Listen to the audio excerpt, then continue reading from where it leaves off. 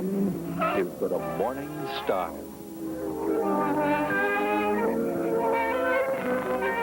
Morning Star, a dramatic serial for those who face today and look forward to tomorrow's promise.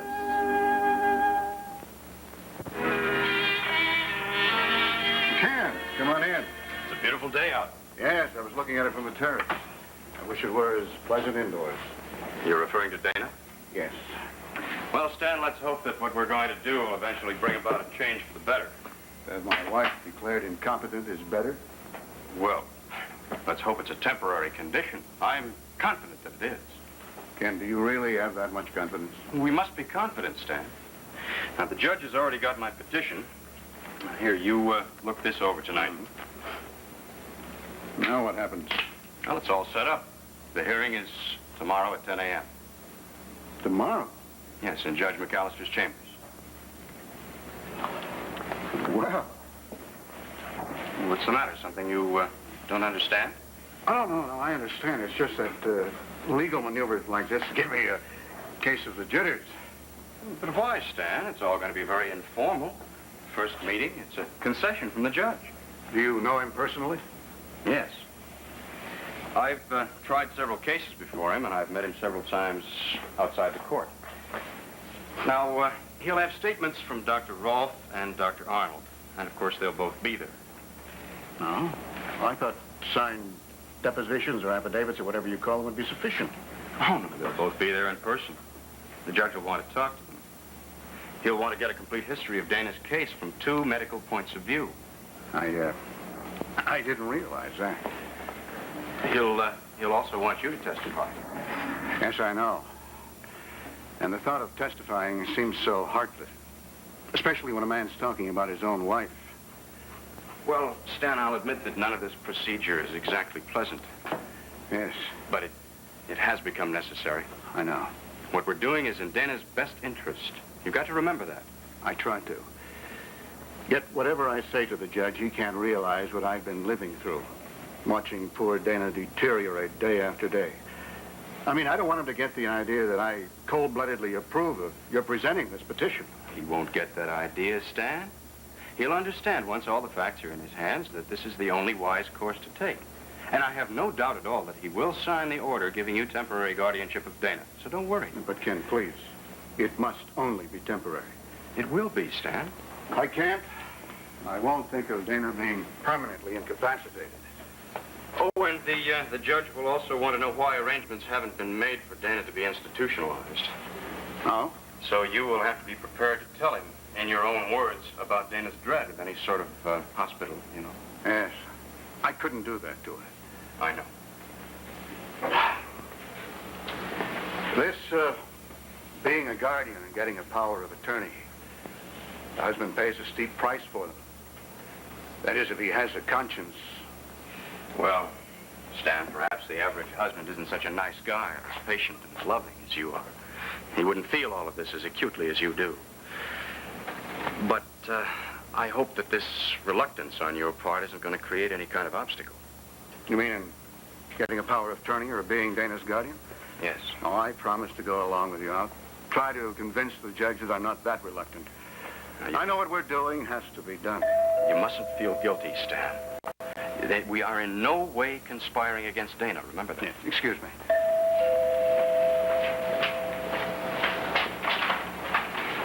Eric, what are you doing here? Can't I come in? Yes. Perhaps see Mother? No, I've told you. Oh, Ken, you know my son, don't you? Yes. Hello, Mr. Davis. Hello, Eric. Have you seen my mother? No, Yes. he hasn't. We were just discussing a matter.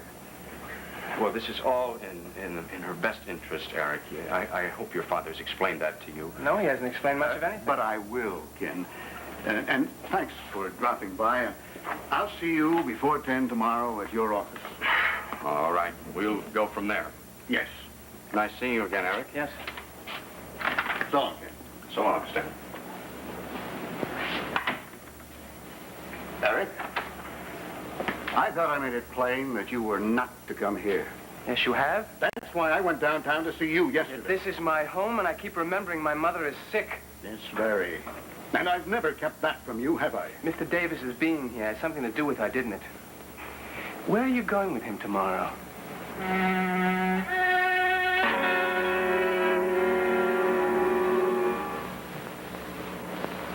Where are you going with Mr. Davis tomorrow? Of course I can answer you. To consult with the doctors again. They keep recommending that your mother be put in an institution, as I've told you. I can't face that, and I won't. Even if they do say your mother is, well, her condition is as hopeless as they say. When you told me that yesterday, I couldn't believe it. I know, it's hard to believe. May I go up and see her? Yes, of course. But try not to upset her. I'll be very careful. Oh, this letter came for you today. I was going to forward it to you downtown. What is it? Obvious who this is from. Uncle Sam.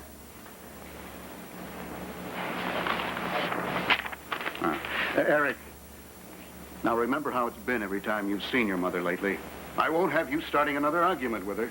I'll be more than careful.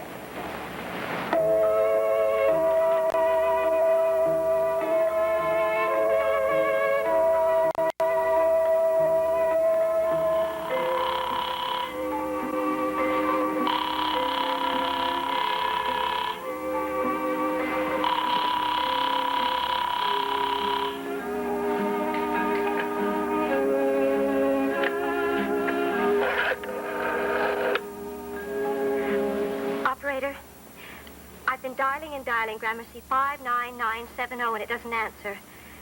And it should. It's Eric Manning, and I know he's there. Would you check it, please? It might be out of order.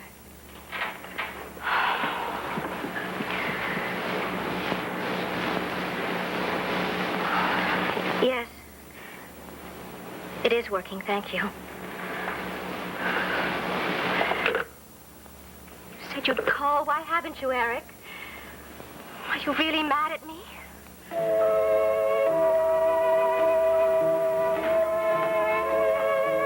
Dad? Yes. Mother's worse, isn't she? Yes. I'm sorry you insisted on seeing her.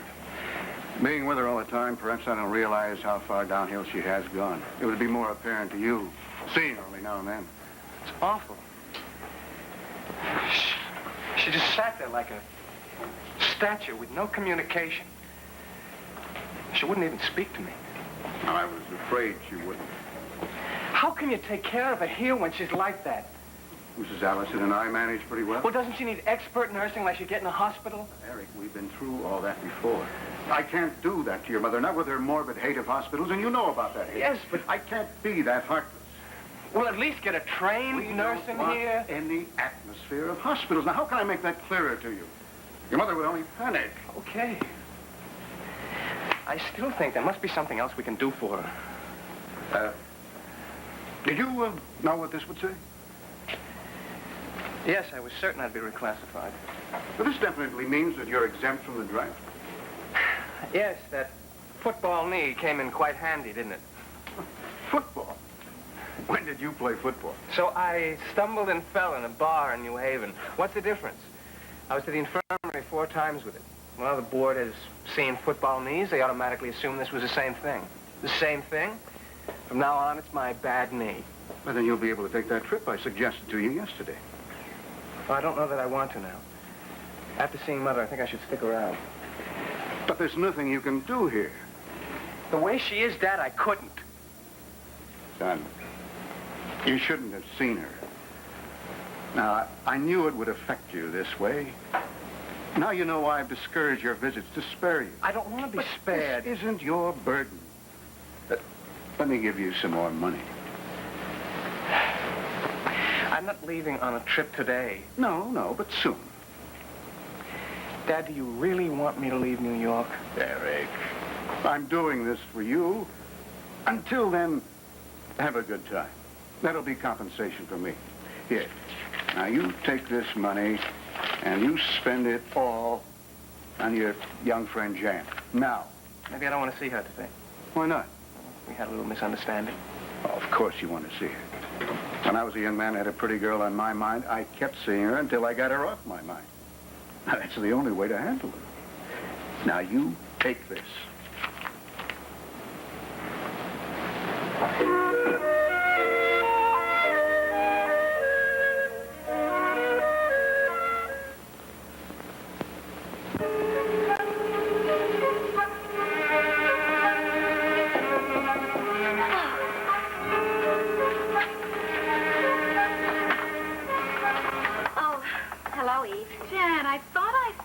Down on the street. I was looking out my window just a little while ago. Yes, I discovered we were out of coffee, so I went to the deli. Do you want me to make some?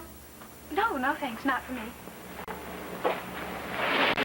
You're looking kind of down in the dumps, Jan. Oh, no, I'm just preoccupied. Well, why aren't you at school? That's really the reason I came over. I couldn't help wondering. Please don't tell my sister. I skipped school today. Oh, that's not like the Katie I know. That's not like the Jan I know. No. Well, this is the new Jan. But you're doing so well in school. Katie's been telling me all... What else has she been telling you? What about you? Yes? Well, nothing. Well, Katie has been filled with such self-righteous indignation. I'm surprised it didn't spill over into your apartment. About what? Oh, I had a crazy, wonderful time going out in the town all night with Eric Manning. Oh? And Katie still hasn't quite recovered. I just left her a note and went. But I don't regret one single moment. We had a whirl. We were out the whole night. Well, I can certainly see why Katie hasn't recovered yet. Jan, you have to realize... Oh, I know that tired routine. I'm little sister and an unsophisticated 18. Well, you are, you know. Well, I'm sick of all that. From now on, I'm building a new image of myself for everybody around here to get to know.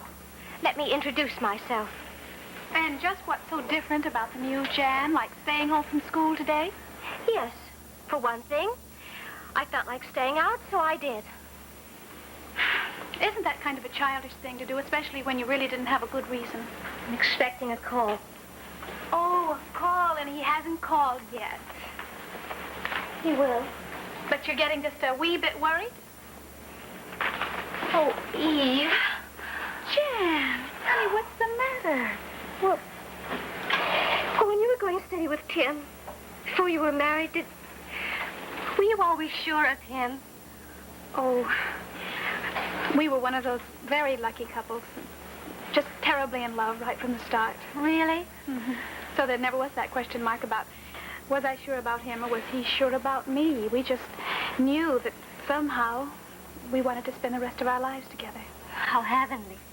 I did have one serious rival, though. I knew this was too good to be true. Well, this rival had broken up more than one engagement. Marriages, too. Who was this rival? It was medicine. And that meant years of medical school and internships that would keep Tim away from me for long hours every day. Sometimes I didn't get to see him for days and days, and then when I would get to see him, he would be dead tired. Well, I admit I did get pretty discouraged sometime. I'm sure you did. And then there were all of those dates that would be broken at the very last minute because, well, maybe Tim had to deliver a baby or there was an emergency in the outpatient clinic or something. And then I would ask myself, is this what a girl is expected to live with? Oh, how did you do it? Well, it was Tim. Tim, bless his heart, he would always show up finally. Oh, my Tim. And then I would always feel so ashamed that I'd ever had any kind of doubt. How lucky. Always to know he's there. Jan, you aren't trying to be that sure and that serious about Eric Manning, are you? What do you mean trying? I'm terribly serious. But Jan, well, he's older than you and... All right, 3 years. Isn't it nicer for the husband to be a little bit older than the wife? Wife? Good heavens, Jan, you're not trying to tell me that you and Eric Manning are secretly married. No, nothing so divine or miraculous. I wish we were. Jan, honey, when I said Eric was older than you, I didn't mean in years. I meant, well, he's been around more than you have. Well, if fate hadn't kept me stuck in Springvale all these years, I'd have been around, too. I'll catch up. Jan. Honey, look, I hate to ask you this, but are you very sure that Eric is that serious about you? Yes. Just between the two of us, Jan. Are you very sure? Yes, we're going steady, and And he's going into the army any minute, so we must make plans. What plan? Well, wherever he goes, I want to go with him, and I won't be able to do that unless I'm his wife. Jan, has he persuaded you into this? Oh, E. Jan, honey, why the tears? You had a fight? Oh, Jan. Oh, that's probably just a neighbor telling me Timmy's wakened. Eric, how did you get in downstairs? Our delivery man was coming in. I followed him in. Hello, Eve, Blake. Glad to see you. I've been phoning. Hello, Eric. I was just telling Jan that she looks down. And you do, too. Well, look. You just remember that there is no quarrel that two people in love can't patch up if they really want to. It's no quarrel. I just came from seeing my mother. Oh? So that's where you were. It was a frightening experience. She just lies there on that bed, so sick and so still.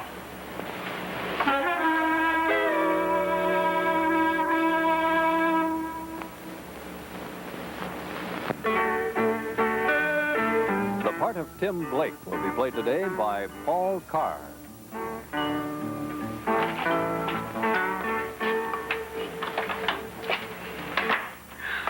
Tim? Yeah. I'm worried. Oh, there's no need to be. I just checked on Timmy again. There's no temperature. Oh, I know that. His sniffles are all gone. Then what? Well, it's Jan Elliott. Oh, now what has she gone and done? Plenty. If I were Kate Elliott, I'd make sure that Jan went back to Springvale before there was any trouble. Well, there may be trouble already. What kind? Jan has fallen in love, way over her depth, with Eric Manning. Well, then I'd pack her off to Springvale right away. Why? Well, can't you figure out that one? Eric is his father's son. Oh, Tim. Well, if Kate is right about the father. You're talking about the capsules. Yeah. Well, how soon do you think you'll get the results on the analysis of it? Well, Kate brought them in pretty late. And, of course, they're shorthanded at the hospital pharmacy today. But I ought to have a report on them as soon as I get back on duty. Tim, do you really believe that Stan Manning is deliberately drugging his wife? Well, honey, I can't give a professional opinion. I haven't seen the woman. But I do know that Kate is a very level-headed girl. Now, she wouldn't make accusations like that unless she had some basis for it. Well, I'm very sure that Eric hasn't the slightest inkling of any of it. Oh, Tim, it's dreadful. Just imagine Kate Elliott's own sister involved with that man's own son. Calm down, honey. We can't go screaming in the streets. We don't have any proof. And neither does Kate, yet. Okay? Supper ready? Yes, Doctor. Good, I'm starved. Dr. Blake, you know something? Apparently not what you're going to tell me. Oh, yes, you do. You've known it for years. Just brought it back to me today when I was talking with Jan. That is, I'm a very lucky girl to have you in my life. Even when I come home smelling of antiseptics? Oh, yes. Even when you come home smelling of all the medicines in the hospital. It's love.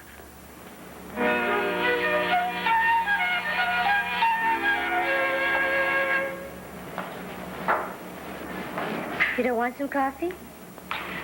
No, let's get out of here and go have dinner somewhere. And you're really not mad at me? I never said I was mad. Well, after I flounced into your apartment the other day, I think that's pretty typical of a girl in a huff. It wasn't in a huff. I only want us to make plans. What plans can we make? Well, after you're drafted, we must still be together. Jan, how can we be together in a jungle in Vietnam? Well, you don't even know you're going to be sent there. It's an 80-20 chance. Look, I won't be one of those creeps who deliberately lies to his girl. Eric, darling. That's one thing I did learn in Yale. A gentleman's code. I won't marry a girl just so I can have her and Know all the time I'll probably be sent to the front lines. No, Jan. Eric Manning doesn't lie. I love you so much. And if you do, let's take our love where we find it.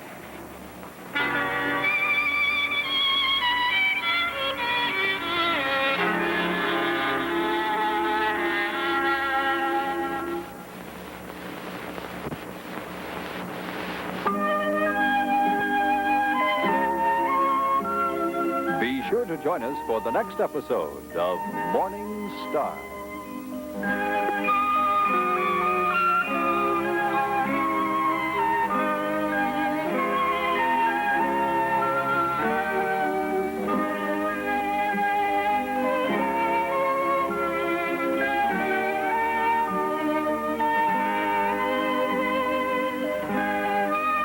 Stay tuned now for Paradise Bay, in color, next on NBC.